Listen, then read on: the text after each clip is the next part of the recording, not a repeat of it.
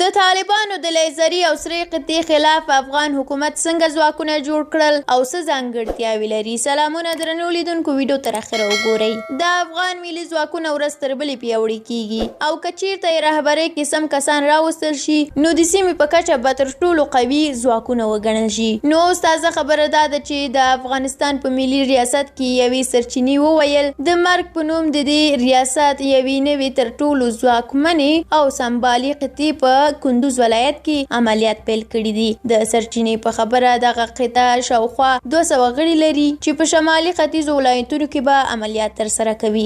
بلخوا شمال کې شاهین قلوردو هم ویلي چې دغه قطعې کندوز ولایت کې خپل فعالیتونه پیل کړي دي. له قلوردو خبره شوې خبرپاڼې کې ویل شوي دغه قطعه په عادي حالات کې 10 کیلو وزن انتقالوي، خو کله چې عملیاتو ته ځي کولی شي 90 کیلو وزن هم له ځان سره ولېږدوي. قلوردو زیاته کړې ده چې د دغې قطعې د سرتیرو په هر دریو فیر کړیو مرمیو کې به یو هغه پر دښمن اصابت کوي او وژل کیږي به.